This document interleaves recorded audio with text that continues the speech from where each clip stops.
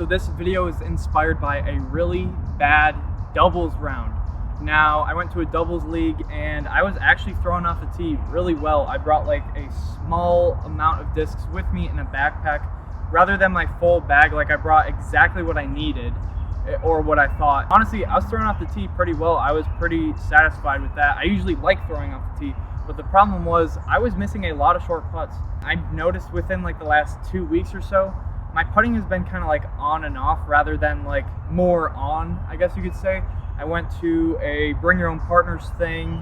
It was like a memorial thing, and I made a lot of good putts, but then towards the end I missed 3 short putts that honestly I should have made. So that was kind of like the first indicator that something is kind of up, and then clearly the doubles round was like the final straw. Like I have to fix it. Something is up. I'm not doing something right. After that doubles round, I came back here and I was practicing putting for about an hour, and I noticed at first I was barely making anything. If it was like 22 feet, I would probably hit the cage or just hit the top. I would not make it in. I don't know why, but now I finally do. Tips in this video are really going to help you get your putting confidence back. Let's get right into it. First tip I have for you guys is when you're practicing putting, make sure you can make 10 in a row from about 6 to 7 steps away. Now that's anywhere from like 18 feet to 24 feet, maybe 25 feet. And this is the range where it's like you have to hit it every single time. And that sounds like it's really tough, but it's really not once you see how far away 18 feet is, right?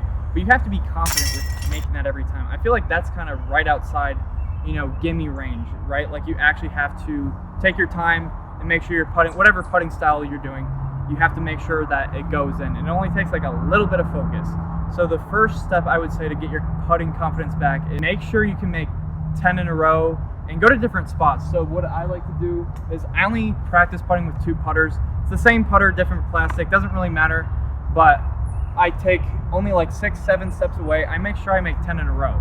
So I have to make 5 sets of 2 in a row rather than standing in one spot, not changing the ground at all, whatever, not changing the angle, and making 10 in a row with a stack of discs. I don't think that's a great way to practice. I feel like it's more realistic if you're putting with only 1 or 2 and just going to a different spot. And also, I don't like count out 6 steps every time.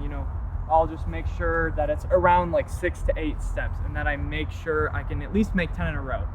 That's how you know your putting is good. If you can make those short putts every single time, your putting is on the right track. I'm not putting from very far away usually, at least when I'm trying to get my putting confidence back. I see a lot of people at practice baskets and whatnot, they'll be putting from like 40 to 50 feet away. They're like jump putting or like just trying to make long putts for some reason. I see this a lot at like leagues and stuff. And I just want to say, like, no one is going to say anything if you're just standing 15 feet away and you're just nailing putts, right? That's, I think, more impressive than a guy who's holding 5 discs and he makes 1 out of 5 from 50 feet, right? I think making 3 or 2 from 15 feet dead center, in a row is way more impressive than 1 out of 5 from like 50 feet.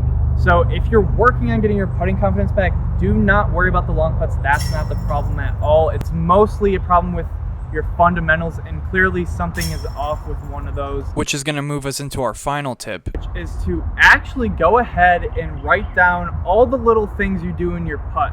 So this is especially important for people like spin putters, I think, because there's a lot of people who will start like this or something like that, like KJ Nybo. He'll go like this, and then he'll like, that's just how he does it, right? It's not right, it's not wrong, it's just how he does it, and if it goes in, that's all that matters.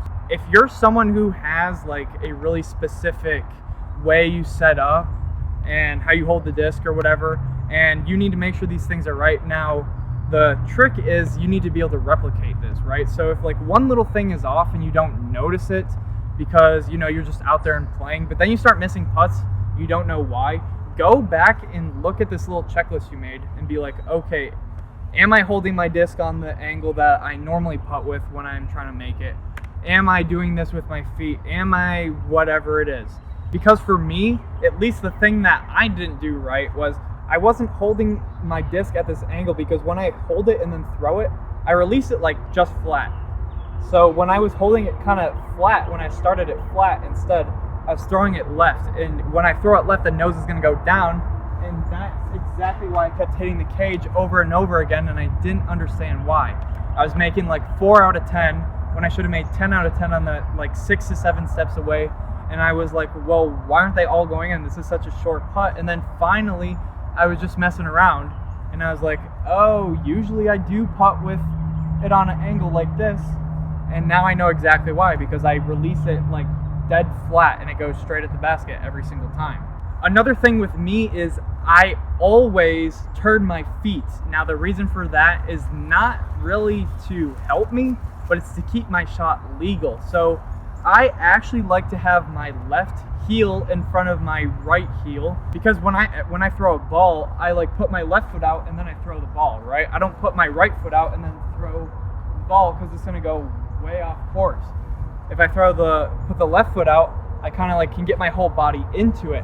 So like that's the reason why I twist my foot. Now that's like one of the steps that I would write down, but I clearly know this, and it's super important for competitions because I don't want someone to call a foot fault on me when I make a 40-foot putt or something for like a 2 when I had an amazing drive, because it just like defeats the whole purpose of throwing that drive. Anyways guys, I hope you enjoyed this little video on how to get your putting confidence back, especially for the people who are serious about disc golf. And you know, there's been that time when you're just on fire, you're making all your putts, and then you realize like, okay, I created this little system for myself where, you know, I can make the putt every single time within this range. You know, there's normal footing and stuff like that.